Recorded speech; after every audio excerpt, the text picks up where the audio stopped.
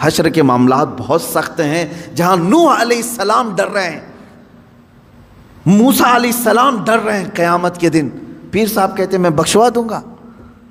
انبیاء اکرام کا حال یہ ہے۔ حضرت موسیٰ علیہ السلام کے متعلق روایت ہے حدیث پاک میں، پوری قوم ان کے پاس جائے گی اور کہے گی سفارش کریں، تو کیا کہتے ہیں جانتے ہیں؟ اے لوگو، دنیا میں مجھ سے ایک عمل ہو گیا تھا، ایک فرعونی کو میں نے گھونسا مارا تھا، وہ مر گیا تھا، قرآن میں اس کا ذکر ہے۔ ایک فرعونی وہ لڑ رہا تھا، کس کے ساتھ؟ موسیٰ علیہ السلام کے خاندان والے ایک آدمی کے ساتھ، تو ان کے خاندان والے آدمی نے مدد کے لیے پکارا، آپ گئے، اس کو گھونسا مار دیا، وہ مر گیا۔ دوسرے دن پتا چلا کہ ان کے خاندان والا جو آدمی تھا وہ خود غلطی پر تھا، وہ آدمی نہیں، جس کو موسیٰ علیہ السلام نے مارا وہ غلطی پہ نہیں تھا، یہی غلطی پر تھا، اسی نے مدد کے لیے بلایا، اسی نے مروا دیا۔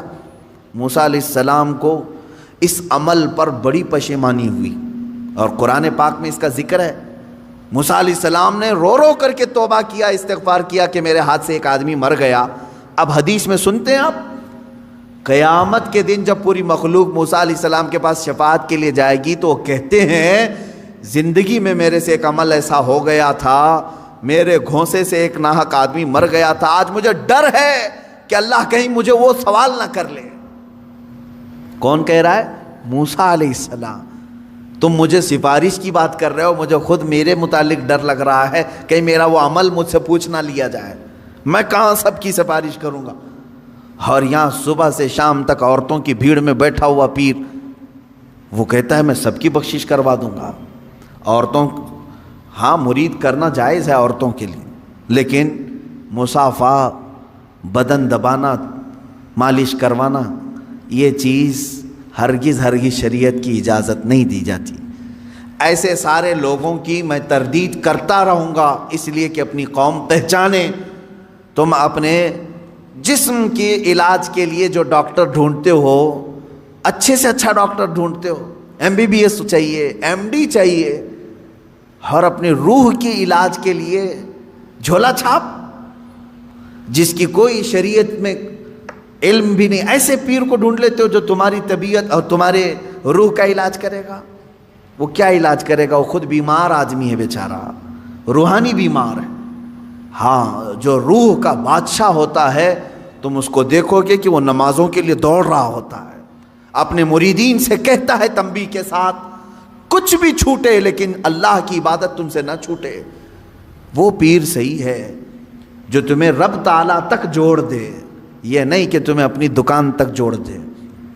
یہاں پر سب آتا رہے، سب تم چلتے رہو، سب ٹینشن فری ہو کر کے جیو۔ کچھ مرید ایسے بھی ہیں، وہ سوچتے ہیں پیر صاحب کے پاس ہم نذرانہ ہدیہ بھیجتے رہیں گے تو ہمارے لیے دعائیں بھی کرتے رہیں گے، ان کا سایہ بنا رہے گا اور ہمارا سب چلتا رہے گا، کچھ بھی بلا نہیں آئے گی، مصیبت نہیں آئے گی۔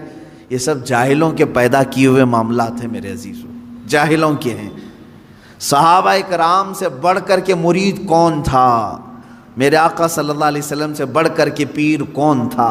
اس کے باوجود رسول کریم صلی اللہ تعالیٰ علیہ وسلم سے صحابہ کرام کے اتنے گہرے تعلق کے باوجود مجھے بتائیں کبھی کسی صحابی کو حضور نے کہا ہو چھوڑ دو نمازیں، میں ہوں نا؟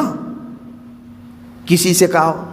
عام صحابہ کی تو بات تو چھوڑیں، حضور نے خود سیدہ کائنات فاطمہ الزہرا رضی اللہ تعالیٰ عنہ سے کہتے ہیں، اے فاطمہ، کیا کہتے ہیں؟ اعملی لا اغنی عنکی شیئا، تو اپنے عمل میں پوری ہو، سارے عمل پوری کرتے رہنا، یہ مت سوچ کر کے بیٹھنا کہ میں تیرے لیے سب کچھ کر دوں گا، میں تیرے لیے سب کچھ کر دوں گا، یہ سوچ کر کے عمل سے دور نہیں ہونا۔ حضرت فاطمہ کو جب حضور یہ کہہ رہے ہیں تو کون سا پیر ہے جو اپنے مریدوں کو نماز کی چھٹی دے رہا ہے؟ آؤ سب قوالی میں بیٹھو، نماز معاف ہو جائے گی، ہے؟ آؤ یہاں گانے باجے بھنگڑے لگتے رہیں، تمہاری نمازیں جاتی رہیں۔ معاذ اللہ رب العالمین ان شیاطین الانس کو سمجھیں جو انسانوں کے شیطان ہیں، انسانوں میں سے آئے ہوئے شیطان ہیں جو در حقیقت اس راستے سے اللہ سے بندوں کو دور کر رہے ہیں۔ بات میری یہاں چلی تھی کہ یہودیوں اور عیسائیوں کے معاملات کہ یہ نبیوں سے ایسی چیز کا سوال کرتے تھے کہ ہمیں اللہ دکھائیں، سامنے دکھائیں، تب ہم ایمان لائیں گے۔ اس کے رد میں نے پیروں کو لیا، باقی میری بات دور تک چلی گئی۔ ایسا مطالبہ کبھی اپنے پیر سے بھی نہ کرو، کیونکہ یہ جائز نہیں ہے، یہ جائز نہیں ہے۔ آپ کبھی یہ مطالبہ نہ کرو اپنے پیر سے کہ ہمیں ابھی جنت دکھاؤ کیسے دکھ رہی ہے، دوزخ دکھاؤ کیسے دکھ رہی ہے، تب میں آپ کا مرید ہوتا ہوں۔ ان کے بس اور اختیار میں یہ سب چیزیں نہیں دی گئی ہیں۔ موسیٰ علیہ السلام کو اللہ تعالیٰ نے یہ چیز نہیں دی تو پھر کسی اور پیر کو کیوں دے گا؟ یہ تمام چیزوں کا مطالبہ نہیں ہونا چاہیے۔ اس کا سیدھا سا جواب ہے، اگر ہمارے پاس کوئی آتا ہے تو ہمارے ایک بزرگ عالم دین ہیں، انہوں نے بیان کیا تھا، ایک صاحب آئے اور علاج کے لیے مولوی صاحب یا عامل صاحب یا یہی پیر صاحب، چندہ چھاپ پیر صاحب، ان کے پاس آئے اور کہا کہ حضرت فلاں فلاں چیز ہے، علاج ہونی چاہیے، آپ بتائیں کیا خرچہ آتا ہے؟ تو بہت سارے لوگ یہ عرسوں کے یا بزرگوں کے ناموں کی عدد کے اعتبار سے بہت زیادہ خیال کرتے ہیں، جیسے 11ویں کے 11 روپے رکھ دو، 12ویں کے 12 روپے رکھ دو یا 1200 رکھ دو۔ یہ بزرگوں کے عرسوں کے دن وغیرہ کو لے کر کے یا ان کی تعداد کو لے کر کے تھوڑا سا بہت سارے عوام میں رواج ہے۔ پیر صاحب نے اس کو کیا کہا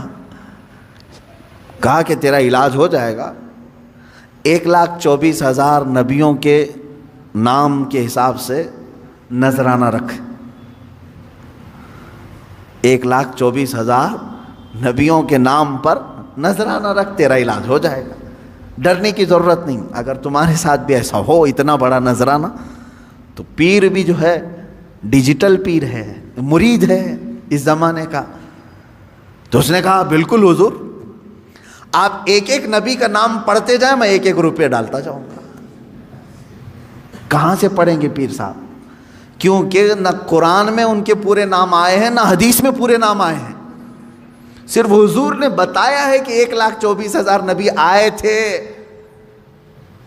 تو پیر صاحب نے کہہ دیا 1,24,000 نبیوں کے نام پر نذرانہ رکھ دے، 1,24,000 روپے تیرا علاج ہو جائے گا۔ مرید نے بھی کہا کہ حضور ٹھیک ہے، 1-1 نبی کا آپ نام بولتے جائیں، میں ڈالتے جاؤں۔ زیادہ سے زیادہ وہ پیر صاحب 12 یا 13 نبیوں تک پہنچ سکے، اتنے نام یاد تھے، 12 روپے ملے اور کیا ملیں گے؟ عزیزان گرامی وقار، اس طرح کے مطالبے بھی کسی پیر سے نہ ہوں، اور اس طرح کے سوالات جو یہودی کرتے تھے۔ حضور صلی اللہ علیہ وسلم سے آ کر کے کیا کہا؟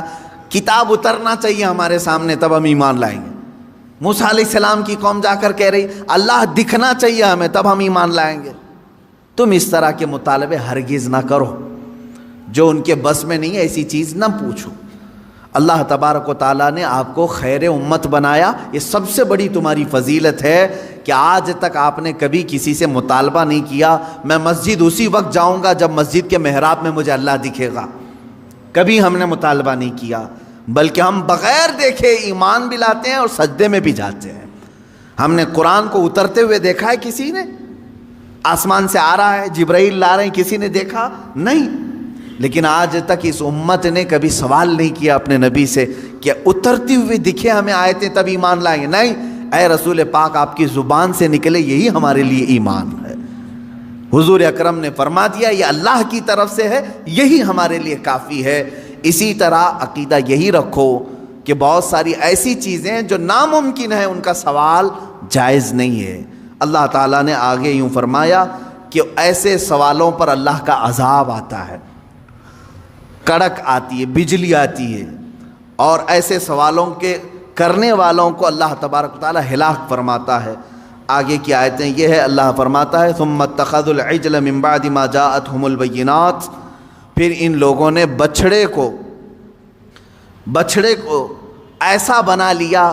یہ یہودیوں کے متعلق یہ ہے کہ موسیٰ علیہ السلام کی قوم جو ہے گمراہ ہو گئی تھی، اس پر میں گفتگو کروں گا کل انشاءاللہ، کہ یہ بچھڑے کو اپنا معبود بنا کر کے اس کی پوجا میں ایسے لگ گئے جبکہ ان کے پاس روشن دلیلیں آ چکی تھی کہ اللہ ہے۔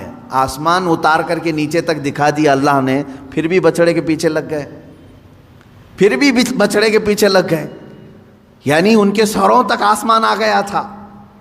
یہ ایسی بات نہ سمجھیں آپ چھت خالی تڑکے تو آپ بھاگ جائیں گے، آسمان نیچے آ جائے تو کیا کرو گے، کہاں جاؤ گے؟ آسمان ہی نیچے سروں تک آ گیا تھا۔ اتنی بڑی نشانی اللہ نے دکھا دیا، اللہ ہے، پوری طاقت ہے۔ اور جب آسمان پھر چلا گیا ان کی توبہ کے بعد، پھر بچڑے کی پوجا میں لگ گئے۔ اللہ فرماتا ہے اتنی بڑی نشانی دیکھنے کے بعد بھی یہ قوم گمراہ ہو رہی ہے۔ آج میں یہی کہوں گا کہ اللہ رب العزت کی آج بھی نشانیاں موجود ہیں، اور اس کے باوجود آج بھی بچڑے بچڑیوں کے پیچھے لوگ پڑے ہوئے ہیں۔ اللہ انہیں بھی ہدایت عطا فرمائے۔ وآخر دعوانا ان الحمد للہ رب العالمین۔